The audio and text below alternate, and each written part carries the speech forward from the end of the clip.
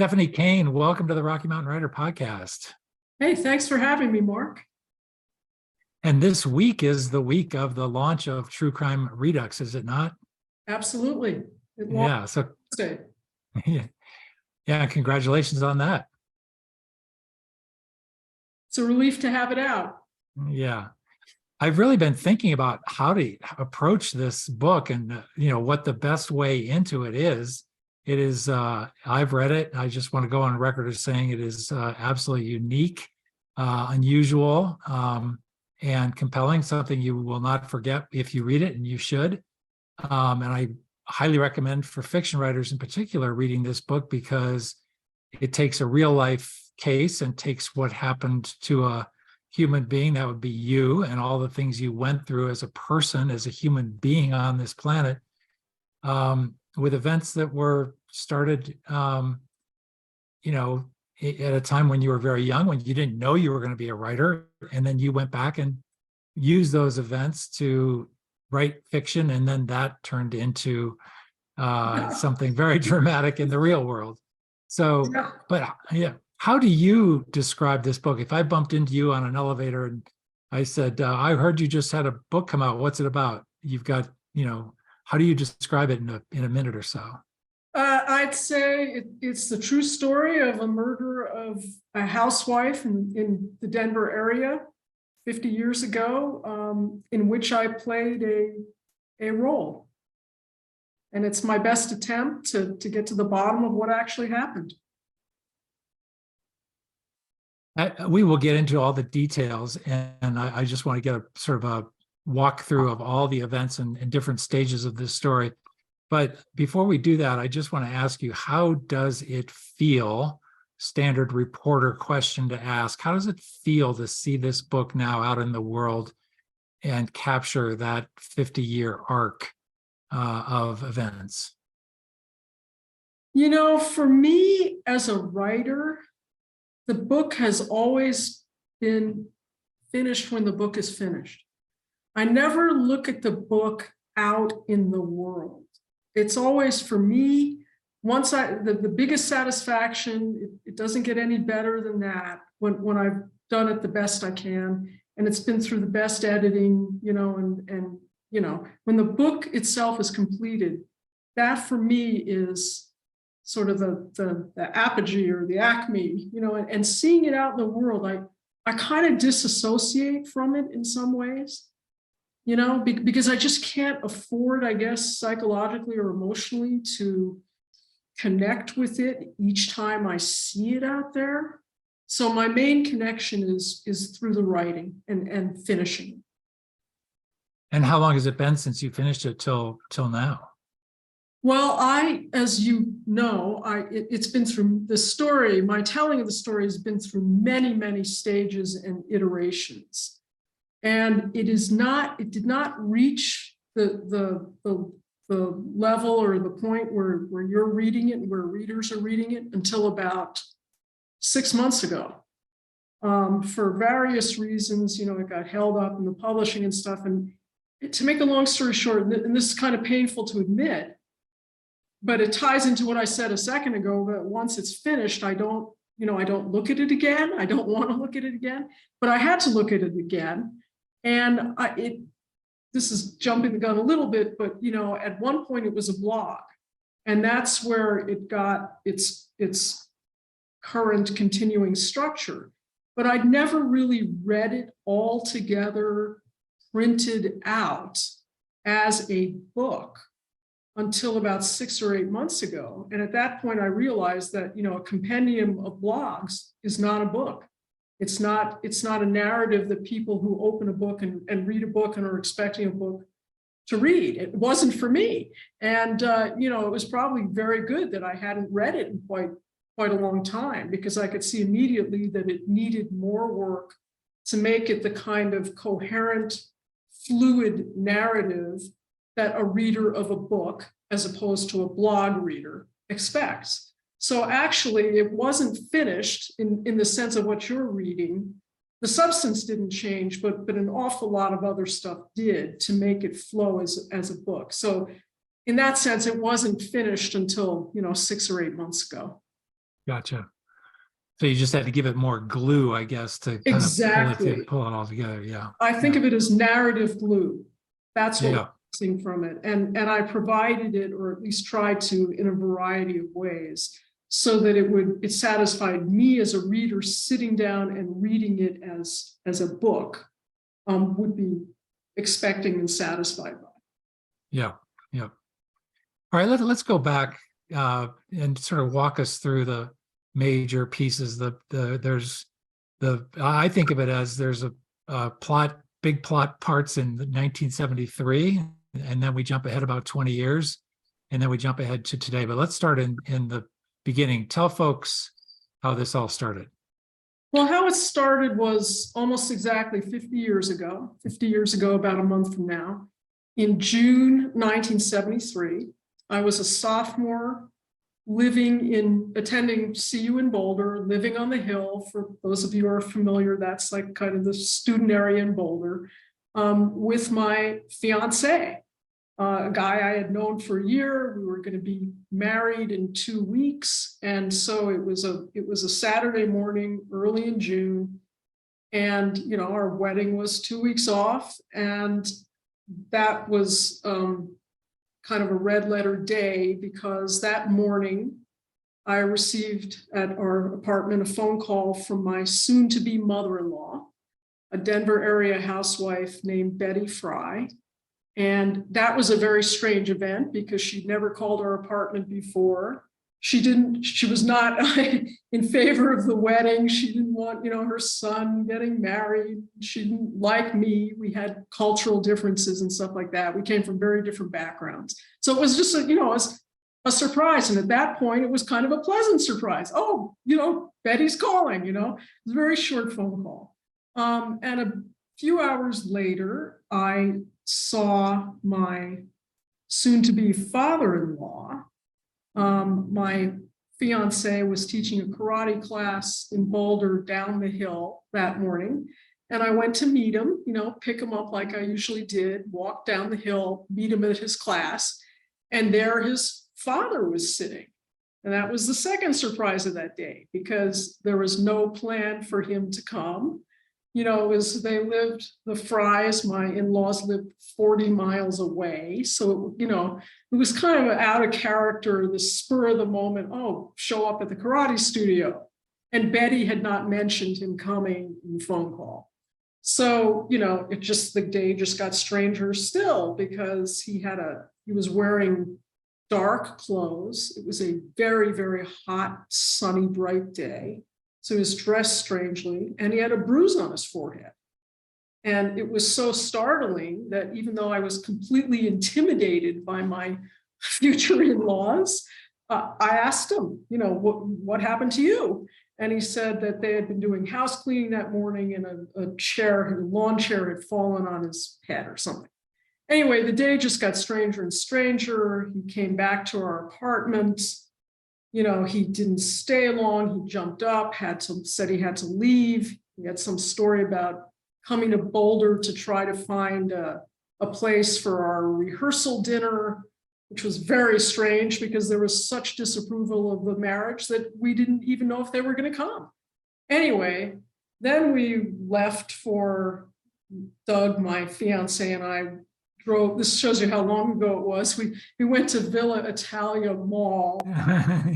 His first suit ever, his wedding suit.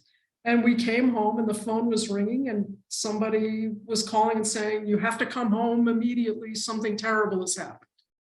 And that's how we found out that his mother had been killed. So we drove back. They lived in unincorporated Arapahoe County, right by Littleton, near South Glen, for people who are local listening. And they lived in a very tidy little subdivision. And as I said, it was a Saturday in the beginning of June, and not the kind of place that you would expect would be burglarized, or that an intruder would come to a house. My mother-in-law's body was found face down in their garage, blood spattered everywhere. She'd been bludgeoned to death, attacked from behind. And there was loot in the garage, as if she had surprised a burglar. So, the initial sense was, oh, poor Betty had been doing her house cleaning and she had come across these burglars and they had killed her. But attention soon turned to my father-in-law, and he was indicted for first-degree murder and arrested. And we naturally postponed our wedding till later in the summer. And then he was to be tried in November of that year. And right before the trial, we got a phone call from him saying the charges were dropped. And we never understood what evidence they had against him. We were never told. And nobody, it was very clear that you were either with him or against him. So the children quickly lined up behind him. And there was never any discussion about, what had happened or any questioning of it. And then everybody just went their ways. We tried to get on with our lives. And to a certain extent we did. The rest of the family scattered. His siblings all moved to other states. His father very quickly, within a year, remarried a woman who had been a close friend of the family, and she divorced her husband, who actually worked with him. And they got married and they moved to California, and then I think they came back, then they moved to Florida. And anyway, the family just kind of scattered. And we tried to get on with our lives. But, of course, you can't really get on with something if you don't know what happened. So we were married for about 9 years. And then we got divorced. And I was just haunted by the. Yeah, let's hold the haunt right there. Let's hold the haunt. Let's go back a couple of questions. So what was your fiance's reaction that day? And also, when you say the family lined up behind him, did that include your fiance? Was there? Talk a little bit about just. Well, he was 19. I had just turned 20, and he was subpoenaed to testify before the grand jury. His father's lawyer instructed him to take the fifth on every question. Even, basically, they'd say, what's your name? Where do you live? How old are you? He took the fifth on everything. And he was instructed not to talk about the case. So I think that his reaction, first of all, he commented to me before we knew that his mother was killed. He commented to me how strangely his father was behaving that day. He said to me, I have never seen him act this way before. Wow. And then, then he was immediately got sucked into the defense. So, how he reacted, there were other shattering things that happened that summer. His father took us out to dinner and said, I want to share memories of your mother with you, things you maybe never knew. And so we were expecting to have this wonderful dinner, reminiscing about her. And instead, his father let loose with this barrage about how she had cost him all of these opportunities. She was a manic depressive. And this was in the early days when they were doing shock treatments and lithium and stuff like that. And she had been on lithium, but it was very, it was the beginning of the use of that drug. So it was hard to modulate and titrate, dosages and stuff like that. But he was basically saying how miserable he had been. And then he said to Doug, my fiance, soon to be husband, if it was up to me, you would never have been conceived. I mean, we had you when she was on a high. She tricked me into conceiving you. So he, in terms of what his reaction was, he was just hit from all sides, and he was told he couldn't talk about it. So, that's what that was. Okay. And so do you recall your analysis at the time? I know your crime fiction writing head is still 20 years in the future. I know you've consumed many more legal stories in the past 50 years. I'll tell you what I did that night, the night that we found out that Betty had been killed. We drove back to his house and we spent the night with the other children, under the roof where she had been killed. But that evening, I went to a payphone. I walked like half a mile down the road to a payphone, and I called my mother. And I said, Mom, you got to come out here. You know, I don't know how to handle this. And she came out a day or two later, and I told her everything I had observed. And I said, you know, this is what I saw. And she just completely cut me off. Her first reaction was, you're not that important, you know, because my feeling had been that because since they had disapproved of the wedding, that somehow that had been a trigger for what had happened. And she just said, no, you know, you're not that important, which I can imagine a good mother saying, you know, to tell her, you know, anyway. And the other thing she said was, you know, you have to make a decision right now. If you're going to marry Doug, you know, you've got to be in his corner. And if you say what you think you know, and by the way, you don't know anything, you know, this is going to affect your marriage. And so, you know, I didn't say anything. Nobody questioned me. The only person I was questioned by was a detective hired by the defense who asked me what my father-in-law had been wearing that day or something like that, you know, and you know, nobody ever questioned me. So that's how I reacted to it. And So then and it just kind of festered, you know, and after we got divorced, I couldn't stop thinking about it because I just had this deep belief that somehow the wedding had been the trigger for what happened.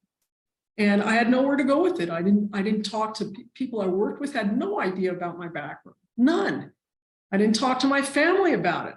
You know, I wasn't part of my family anymore because just as Doug had left his family to marry me, I had kind of left my family to marry him.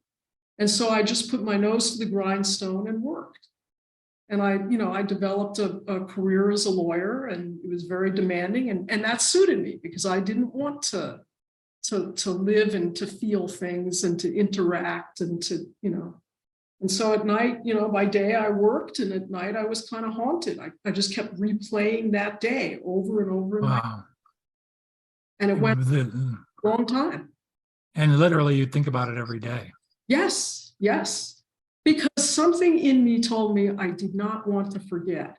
And it wasn't masochism or self-laceration. I felt like I needed to remember those details. I didn't know what I was ever going to do with them, but I felt like I needed to remember those details. And okay, all right, let's move ahead then to the early 1990s, I believe, when you an idea crossed your head to maybe you should try some fiction. Is that? Okay, well, no, actually, that is not what happened. What happened is I was married to my wonderful current husband, John, and I told him the story. And he said, well, you know, why were the charges dropped? That's right. It seems like there's something, you know, there was a case against this guy. Why were the charges dropped? And I said to him, I have no idea. So at that point, I decided I was going to try to find out what happened, not to write about it.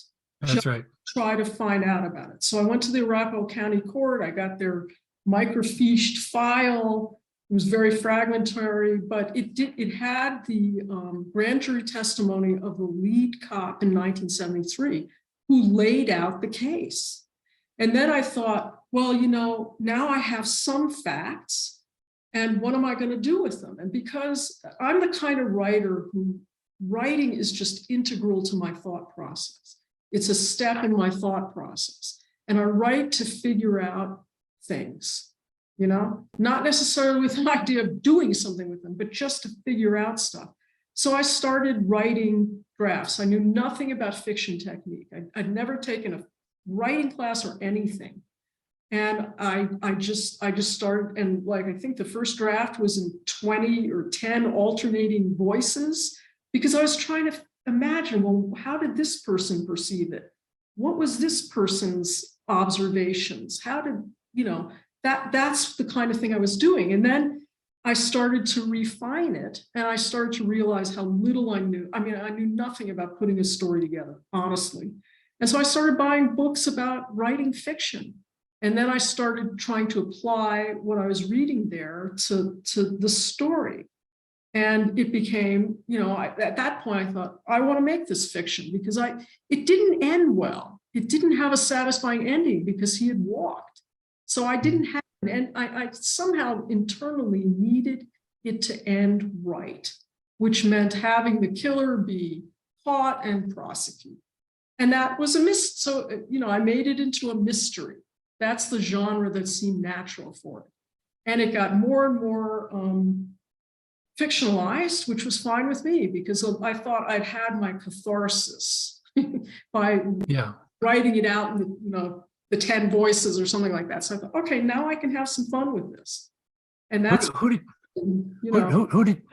did you make your protagonist in that version? Who was in the 10 voices or in the 10 no protagonist? As you shaped it into a novel, even though it was moving away from the facts at the end. I kept it from the young girl's point of view, from the surrogate for me. I made the heroine a surrogate of me. Yeah. And, the villain was my father-in-law, a surrogate for him. And there are other collateral characters. Like I imagined that the cop whose grand jury testimony I'd read was just an old bumbler, so I made him kind of a bumbling cop. And, it just went on from there. And I showed it to some friends who had no idea it was based on anything in true life. And they encouraged me. And you know how that starts going. You get a little bit of encouragement. And, oh, hey, and I can make it better. And then maybe I can do something with it. And eventually I got an agent who submitted it to Bantam, and they made me a 2-book offer. And, I was very honest with them about the origins of the story. And they made me fictionalize it even more. Right. Retrospectively outlandish ways, but I didn't fight them on anything. And I used my second husband's surname as my pen name because I did not want anything to come of it. It was pure fiction. It was a mystery, and that was it. I had no agenda, nothing. Okay.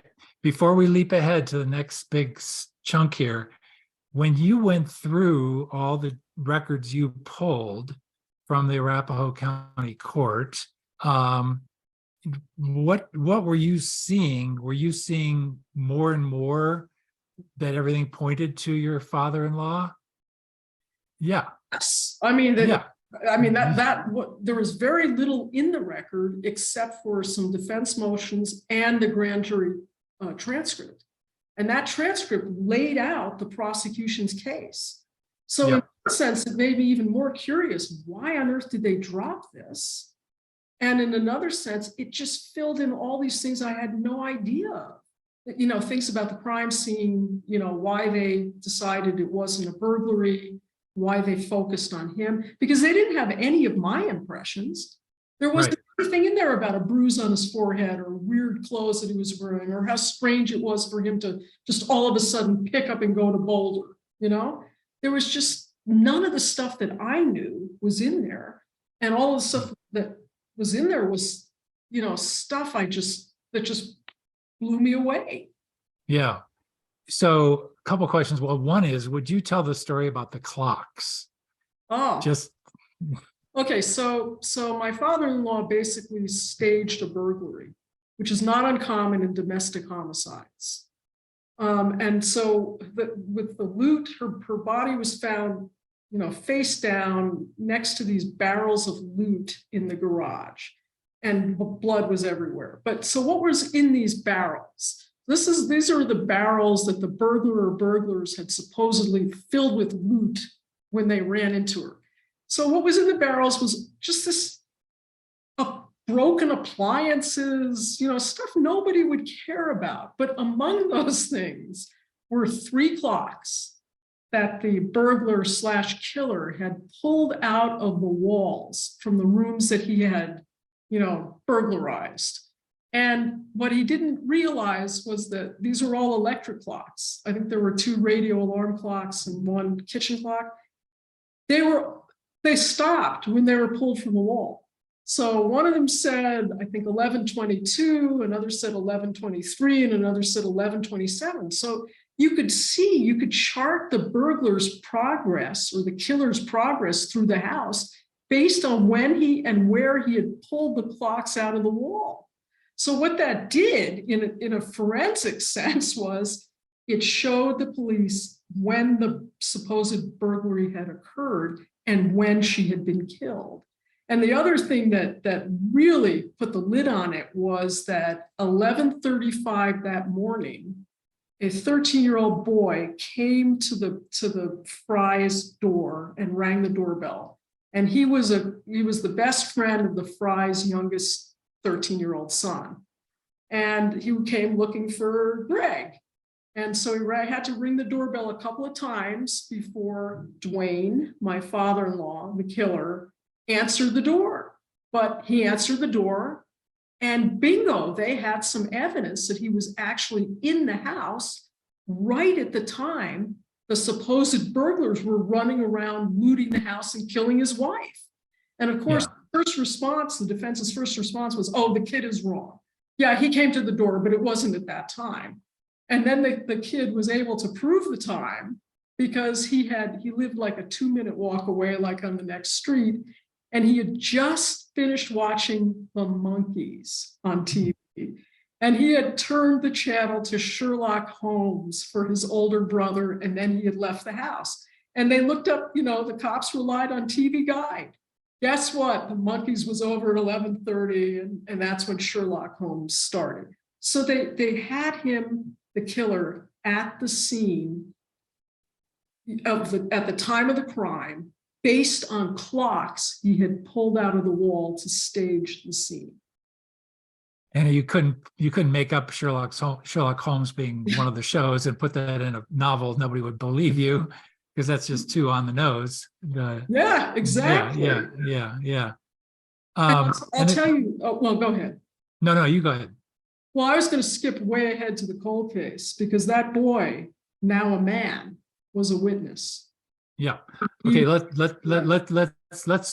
keep it a little bit in order. There's lots of forensic detail in True Crime Redux about other things other than the clocks that have a lot to do with pointing the finger at Dwayne Frye.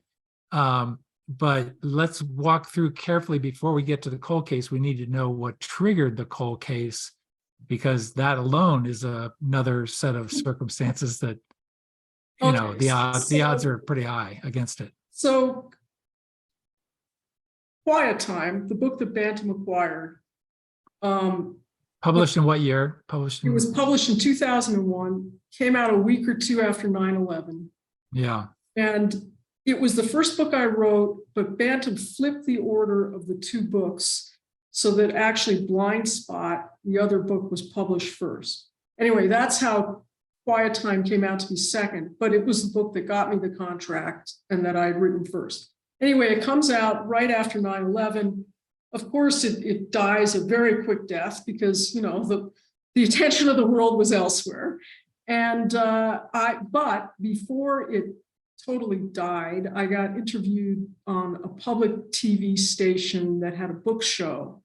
And, I just was interviewed about it as a fiction book. That's what it was to me. My name was Kane then. It wasn't the name I had before. And, that was it. Well, in 2005, the TV station had lost its funding. And so they just kept playing these late night reruns of these old interviews of authors, just, over and over again. And one person who was a key person saw that interview of me, that rerun, late one night. And she was Dwayne Frye's sister, who by then was in her late 70s. She recognized me, even though I had a different name. She went out and bought the book, and in a sort of a crisis of conscience, she came forward with information that her brother had confessed to beating Betty to death.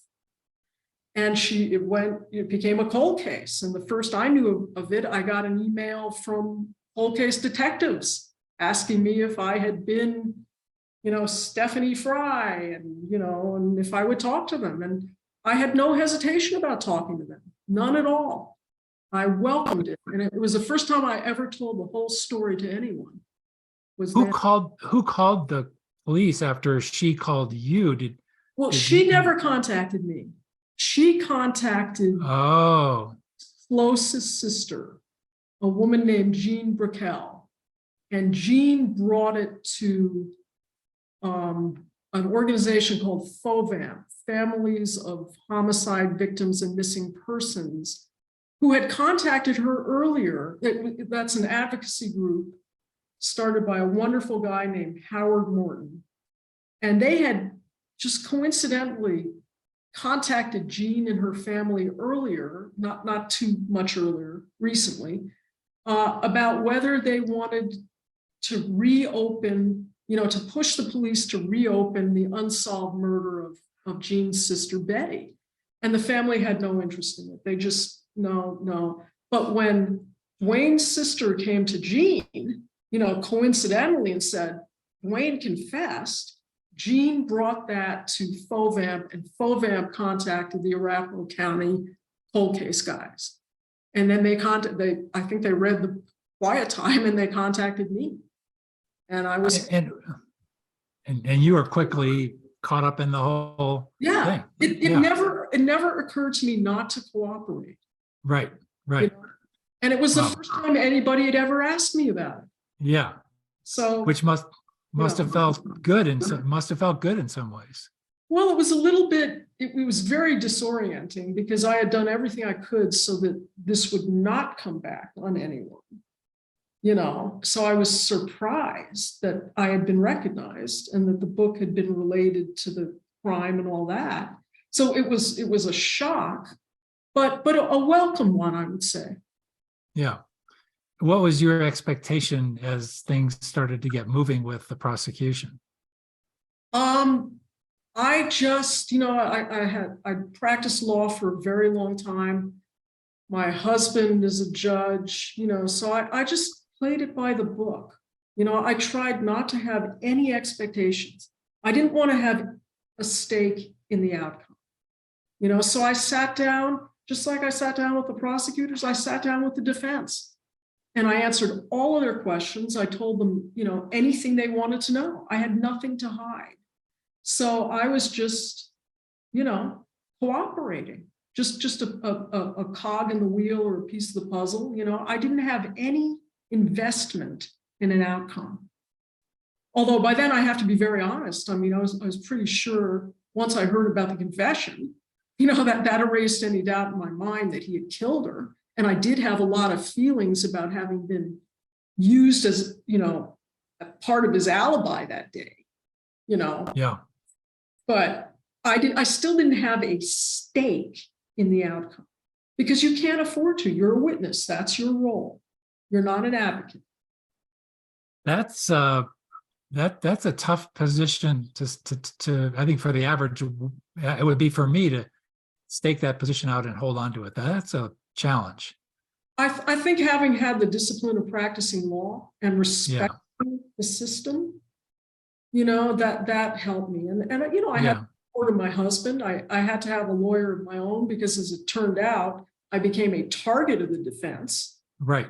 They're always looking for a narrative, that they can sell to a jury. And they, frankly, sometimes don't care if the narrative is true or not, because they see me as a zealous advocate. And, idealism can quickly tip over into cynicism, with lawyers. So anyway, then, I became a target. And then I was like, what is this? Their theory was that I had somehow colluded with Dwayne's 78-year-old sister, who I hadn't had any contact with in 30 years, to sell books.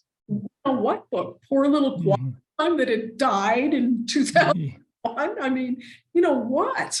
So anyway, that's what happened. They subpoenaed all my drafts and notes and had the effect of just completely shutting me down. Because as I told you earlier, I'm the kind of writer who writes to figure out what I think. It's an extension of my thought process. So just imagine if you had to just, turn your brain off for years for fear that they would subpoena any, if you took a little note, they could subpoena that and use it against you.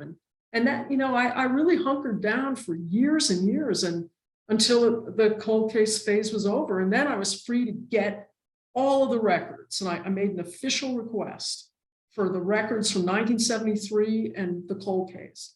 And that became, then I had access to tons of facts. And that was the beginning of writing True Crime Redux. Right. Okay. Well, I personally recommend that we don't give away what happens in the cold case here on the podcast. We'll leave that for readers. Thank you. I appreciate that. Keep them in suspense. But I do think it's important to note that between Blind Spot and the witness, what's the name of the first two, Quiet Time, sorry, between Blind Spot and Quiet Time, and then you went on to write several more mysteries right after that. Between the time that I wrote Quiet Time and the cold case, I wrote. Once the cold case was opened, I stopped writing completely. So all those other books were written before the cold case. Which is how many? Let's see, one, two.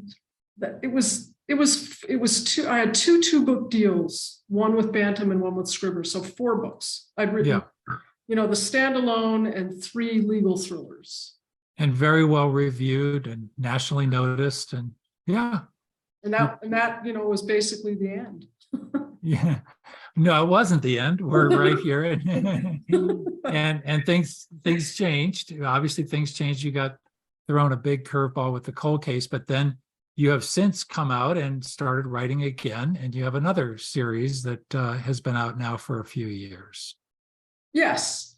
And they were self-published, as you know, because having been out of the publishing for so long, I was like worse than yesterday's news. I was like 10-year-old news. And so I couldn't find an agent, and I ended up self-publishing them. And they did not star a lawyer because they were not legal thrillers, even though that remained the world I was most familiar with, because frankly, the cold case had a huge effect on the way I view the legal system, which is painful to say since I'm still married to a judge and we have a lot of pretty conversations about it. But, I have absolutely no interest in going back into that world. And I didn't want to put a new heroine in that world.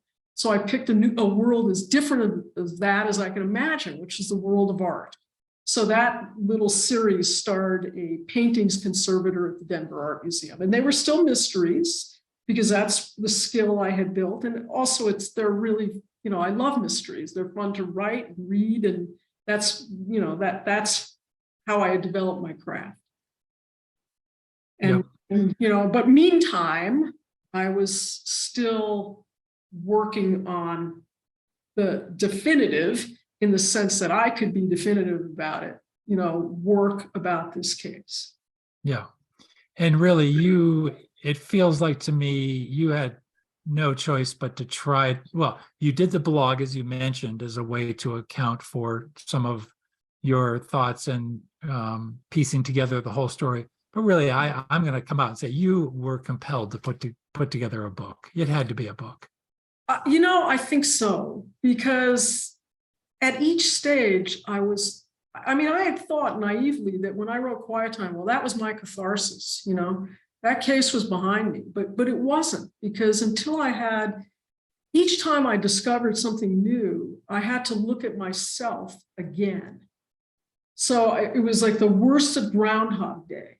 I had to keep confronting myself in new ways as I got more and more context about what happened the day of the murder and where I fit in and all of that. And that was very painful. And each time, I had to face in court the people I had fictionalized, and they hated me even more than they disliked me when I was their son, And so I had to, what right did I have to fictionalize it? And, what right did I have to write about, all these sort of ethical questions that writers sometimes ask themselves and maybe should ask themselves more often. I don't know. But I had to come clean with myself time after time after time with each new wave of discoveries.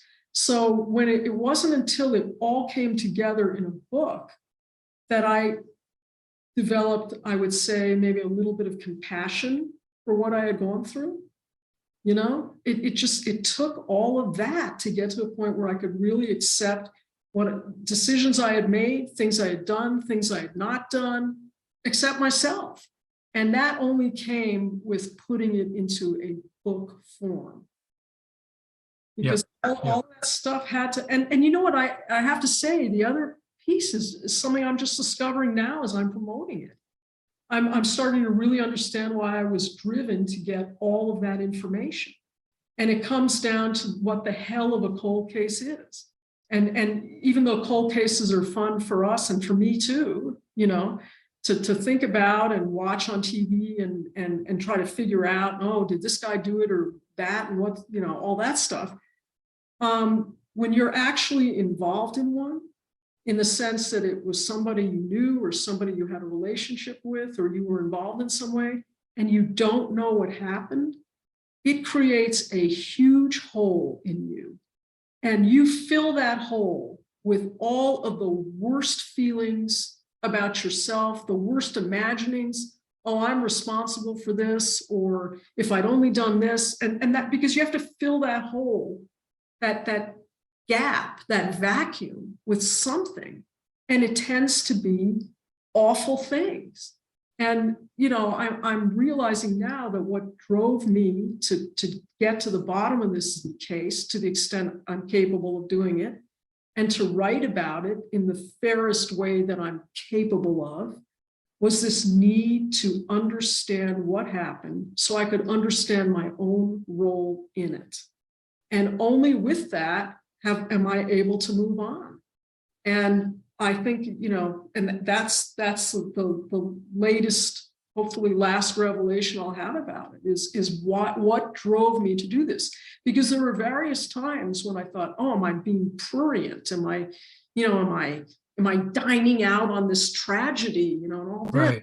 I just had all these terrible feelings about, continually bad feelings about my role in it.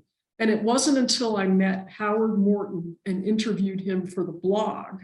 This is the guy who had started that advocacy group for cold case families, that I understood what had really driven me. Because he said to me, he understood, he had actually read Quiet Time years ago, to my surprise, before I met him.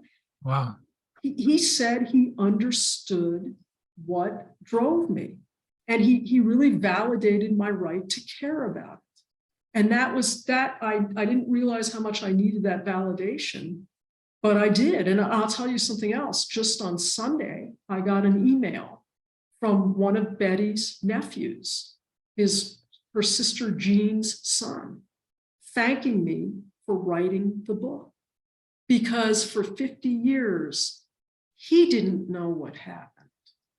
And that's the thing, when you're involved in this, and you don't know what happened, it's a hole, and you can't move on until you fill that hole with facts, with information. And that's what most people who are involved in cold cases, as you know, friends or families of a victim, that's what they're looking for. They're not looking for some abstract conception of justice. Most of the time, they're not looking for revenge. At least this is what Howard Morton told me. They're looking for information. They just want to know what happened so that they move on with their lives. Yep. And for me, it's the final piece. Yeah. Well, and just to underscore that point about the nephew calling you, really at the heart of this is a woman who lost her life. And obviously you went through a very hard journey over the last 5 decades.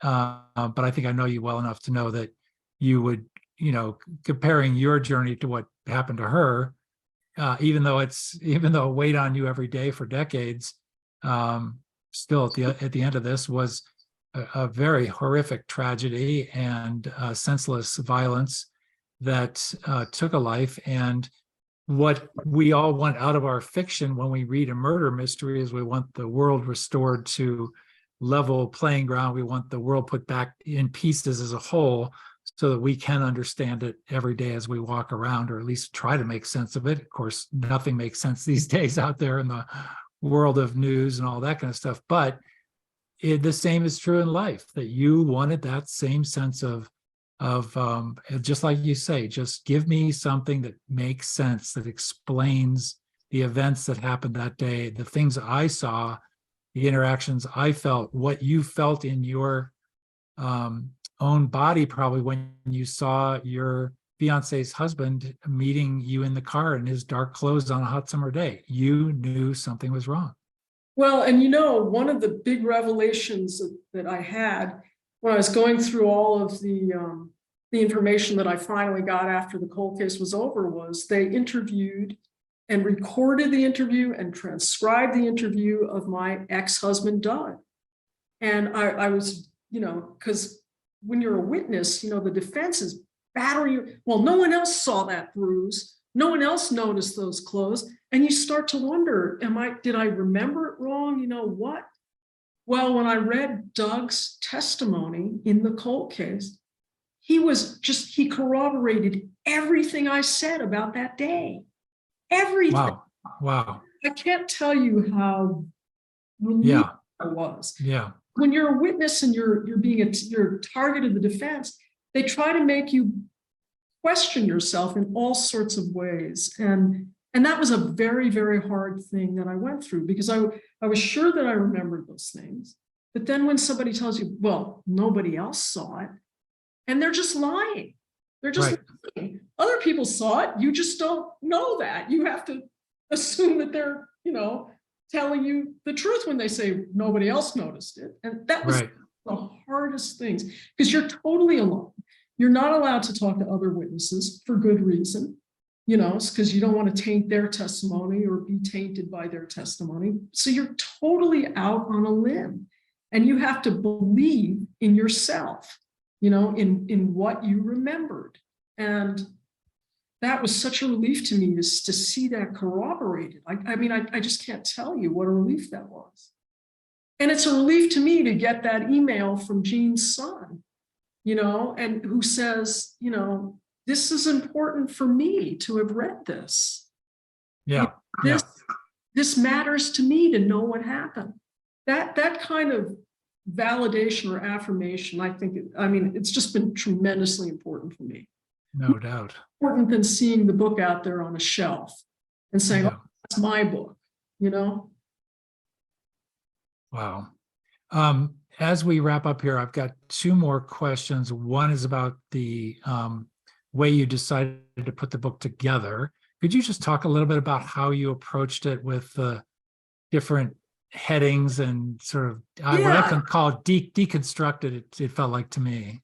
Well, this goes back to how I did the blog and why I did it that way. And I had tried to sell it as traditional true crime. After I went through all those, thousands of pages, I wrote it as just the facts, ma'am, kind of thing. And it was very sterile.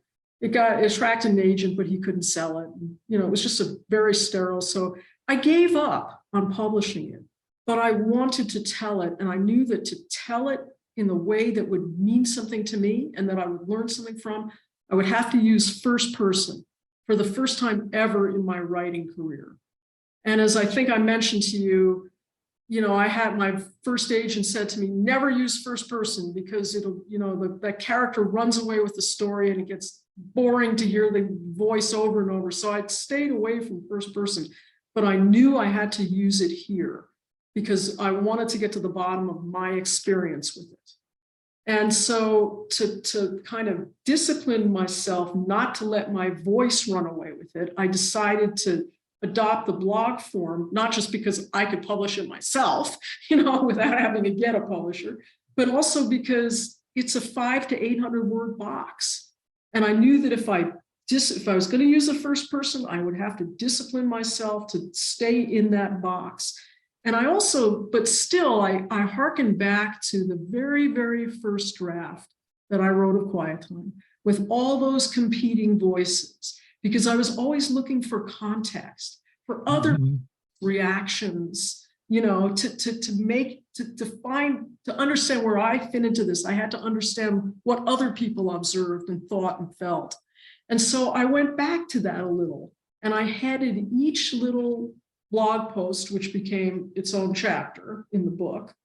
I headed it with, things that gave it perspective from other people's perspectives, because that remained important to me. It's what I've always been looking for in this story is context, something bigger than my own little observations that day. Where does it fit into the bigger picture? How does it fit into other people's lives? And that is what drove the decision, to head these chapters with some kind of context from somebody else who had some insight into what the chapter or the blog post was going to be about. So that's how that came about. And I retained that, in the final book, as you know. Yeah. Well, it's a very effective way of telling the story, and it creates a little mosaic for the reader to kind of take the pieces and slowly start to put the whole picture together. So I think it really works. Really works. Because the story isn't just about one person's perceptions. It's how it fits into a larger, family, a larger group of people, a society. I was always looking for that. Where does this fit into something bigger than me? Right. Right. Wow, there's so much to talk about here, Stephanie. We could go on for another good chunk of time, I'm absolutely sure. I guess, what's the status of your fiction writing career at this point? Honestly, defunct. I'm not working on a fiction project. I'm not working on any project, because what drives me to write is trying to understand something that bedevils me. And I'm sure things will happen, that will bedevil me, and I'll find some vehicle for it. But I've, in all honesty, I doubt that I'm ever going to write another full-length fiction book. I'd like to, try some short stories. That appeals to me on many levels. Also because it's a new kind of craft, and I love the learning curve. So that would motivate me to write some short stories. But as far as fiction goes, I just think these experiences have kind of ruined me for it, Well, I'm going to say that you never know, because something you could get through the process of getting True Crime Redux out there in the world, and then find yourself in a different headspace where something will come along. But anyway, we always like to ask our guests on the Rocky Mountain Writer to recommend one book or an author or somebody, just to pay it forward a little bit. So now's your chance. I'm sure this is not going to pay forward to the author I'm going to talk about it's the last book that I read, so it's the freshest one. I am a total sucker for shipwreck books, fiction. Well, I guess in the case of Mutiny on the Bounty, it was fictionalized a little, but I am just a sucker for 18th century whaling and shipwreck books. So I've just read a book that it's a huge bestseller, so the author does not need anything. But it's The Wager by David Gran.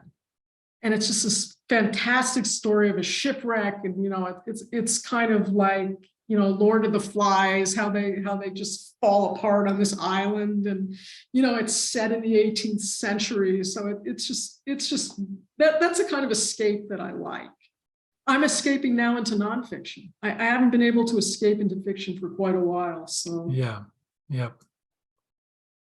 Well, Stephanie, thank you so much for this thorough rundown. I wish we could go on for another couple hours, but I think we've given folks an overview of what to expect with True Crime Redux, and we certainly appreciate your insights about your own journey and what you've been through. And thanks for sharing your whole process of getting this story out in the world. So, well, thanks a million, Mark, for your friendship. You've been a friend for a very, very long time, and I can't tell you how much our friendship means to me. So much for supporting me once again. Okay. Well, I'm gonna jump in here then and just add that when I was first starting to get my books out in the world, or trying, and to approach you as somebody to request a blurb, and the fact that you would give me the time to read my book and then turn around and give me a very nice blurb for my first book, which is now, since 2007, that was, you were a very generous member of the crime fiction and writing community. And I can't thank you enough for that too, because it certainly helped make me feel like I belonged. So thanks for that. Yeah. All right, Stephanie, you take care. We'll talk to you real Yeah. soon. Thanks a lot, Mark. Okay.